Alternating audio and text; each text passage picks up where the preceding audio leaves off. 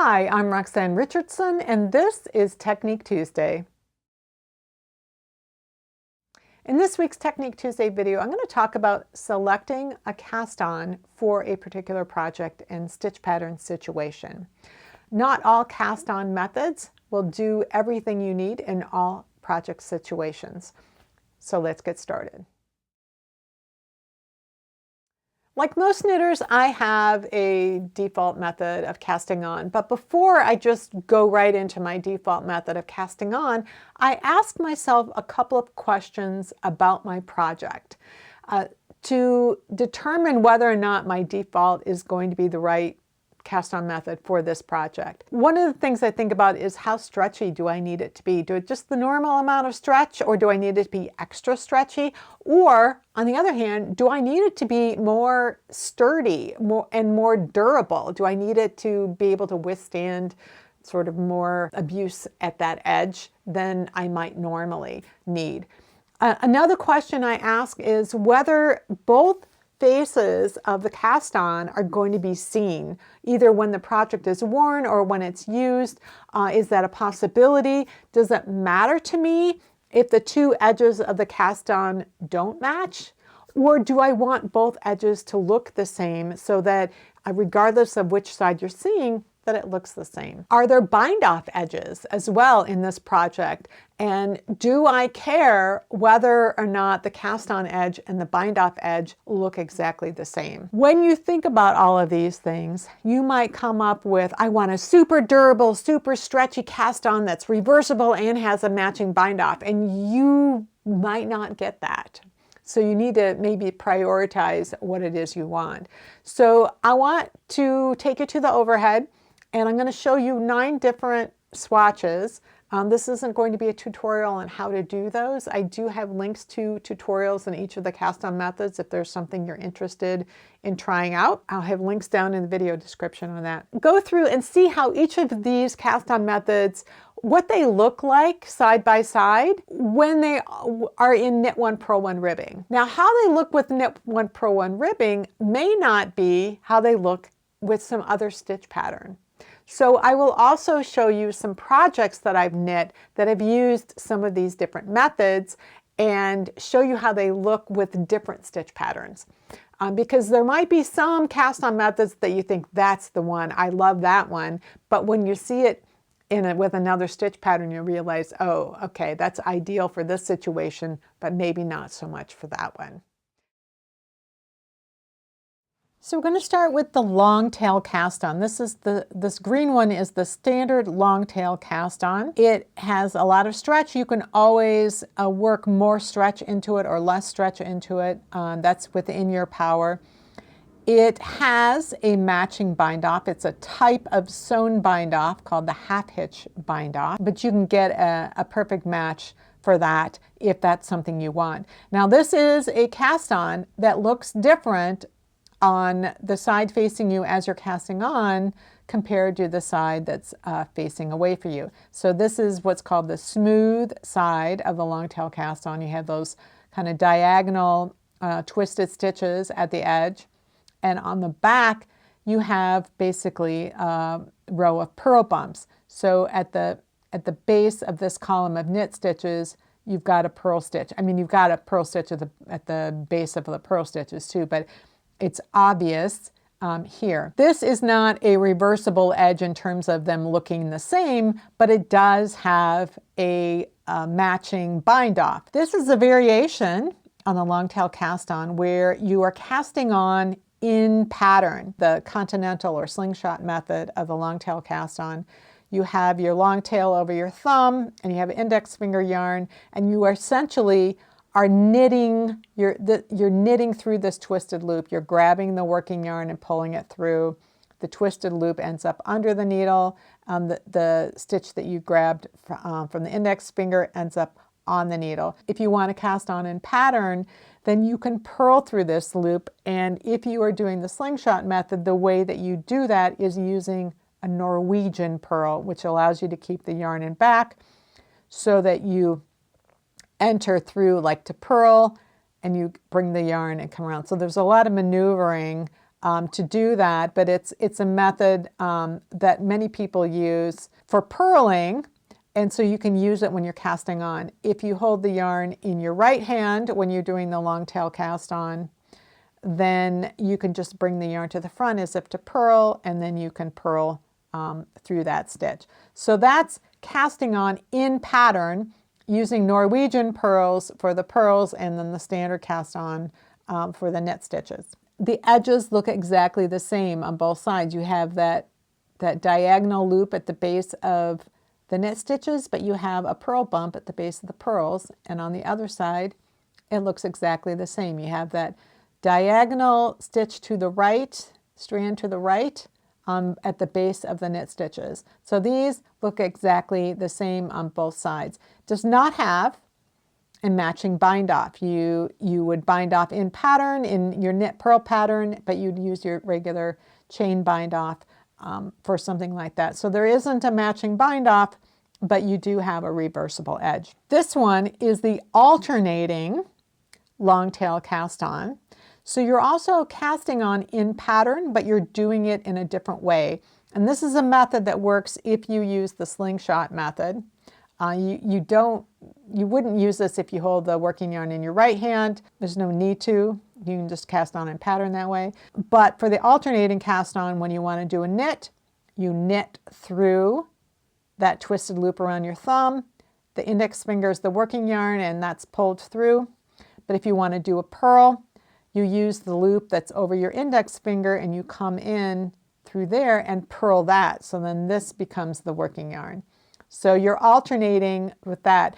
Now this works, both of these work in any stitch pattern. So regardless of how many knits in a row you need to do or how many purls, you can just switch back and forth between casting on knit stitches or casting on purl stitches. This is a sweater that I recently knit. I wanted to use the long tail cast on, but row 1 had to be a right side row. I did not want that bumpy side facing me at the bottom edge.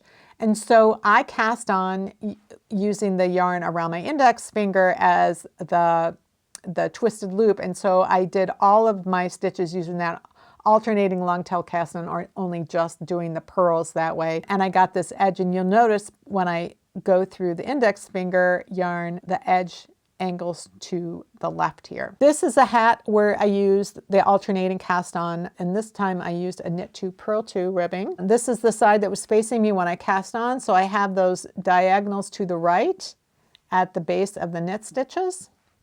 But on the back side, I have diagonals to the left. And there is a slight interruption in the edge when you're switching from your knits to your purls. It isn't as obvious when you have more knits and more purls in a row than it is when you have it in knit 1 purl 1 ribbing. It just changes that edge a little bit because you're switching after each stitch. So whatever kind of edge you want, just keep in mind that the more knits you have and more purls you have in a row, the edge starts to look a little more like a regular long tail cast on. So this is the sweater I'm working on now, and this is another one similar to that teal one where the stitch patterns are coming down to the edge all of the way. And again, I wanted to use the long tail cast on, but again, row 1 was the right side row. I didn't want the purl bumps. In this case, I cast on in pattern based on what the wrong side row looked like. So I cast on 2 purl, 2 knit, 2 purl, 2 knit, but I used the one with the Norwegian purl for the purls rather than switching between the index finger yarn and the thumb yarn for knits and purls. So on this edge, everything at the base of a knit stitch is going to the right, whether it's on this face of the fabric or that face. The differences between long tail cast on in pattern using Norwegian purl versus alternating long tail cast on, pretty subtle differences at the edges, but they are both reversible. So it's really a question of which process do you find more intuitive, or which one do you enjoy more. So for these 2 swatches, I used the knitting on technique. So this one was knitting on for all 16 stitches, and then my first row, I started with the knit 1 purl 1. There is a very slight difference between each face, but I would be hard pressed to accurately describe what that difference is. So it's pretty reversible. Like, there's such a subtle difference, I don't think anybody would notice that. So the question is, does this have the amount of stretch that you would want? It certainly is a stretchy edge.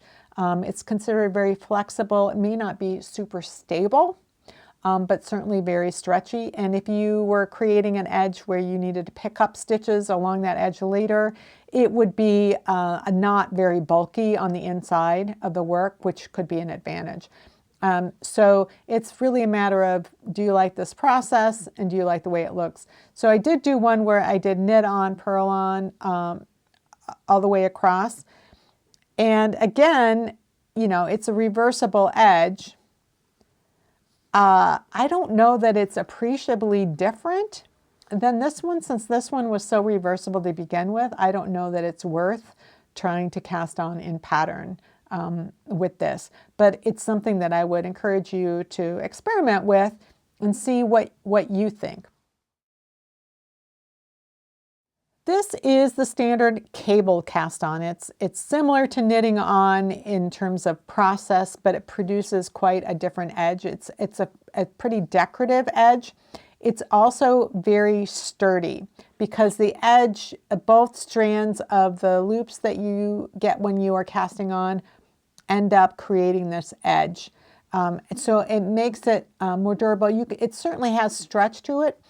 And some people say that they are able to use this for socks. I would never be able to use this for socks, just not stretchy enough for me, but certainly stretchy enough for sleeve cups or a hat or anything like that. There is no matching bind off for this. The front and back do have different appearances, slightly different, and so you might have a preference and you might think that, well, this is not really reversible for me. I don't really like the difference there. You can cast on in pattern with the cable cast on, alternating between knitting between the two most recent stitches on the needle or purling through them. You have to move the yarn each time.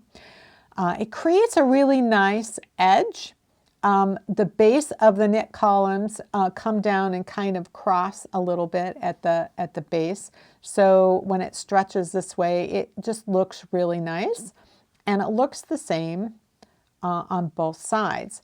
So there is a little bit of a, you know, as you roll around to the edge, you can see that strands are crossing each other.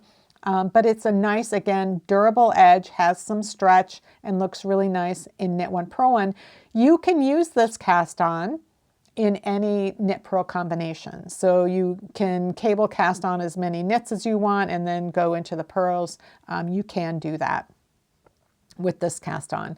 I don't have any projects to show you because I personally, even though I like the way it looks, I just don't use it very often. I find it a little cumbersome. So this is not one that I personally use, but a lot of people do use this, particularly for Knit One Purl One ribbing, because it does look nice.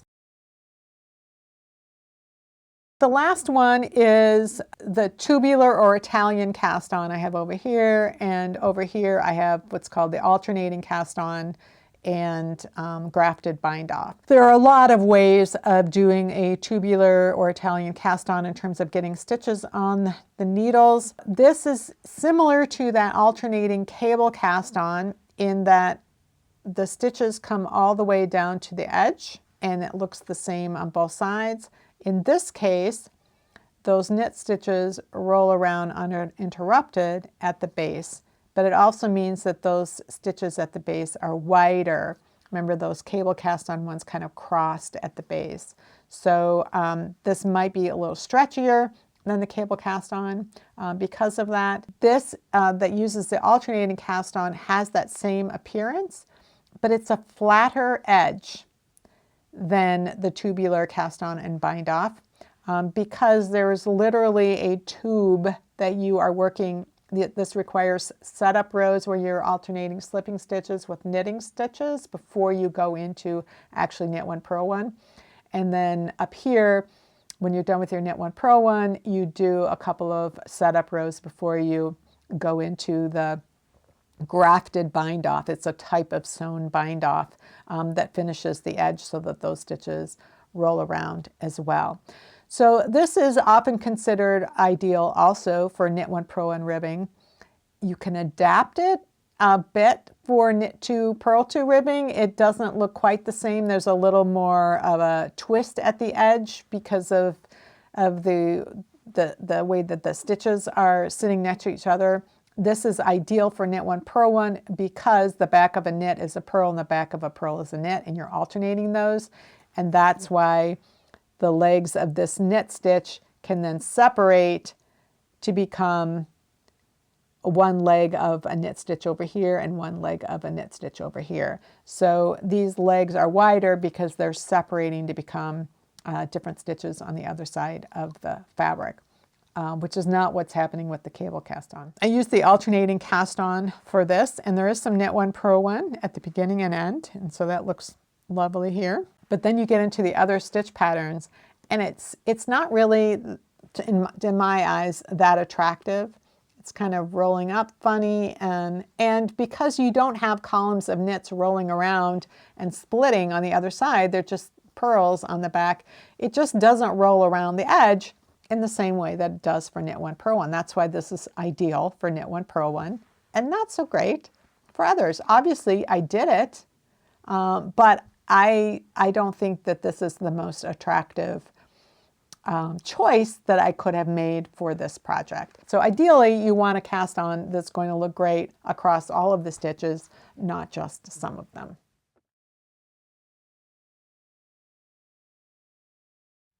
Well, that's it for this week's Technique Tuesday. If you have any comments or questions about today's video or suggestions for videos you'd like to see in the future, you can leave those down in the comments below or join the discussion in my Ravelry group, Rox Rocks. Thanks for watching, and I'll see you next time.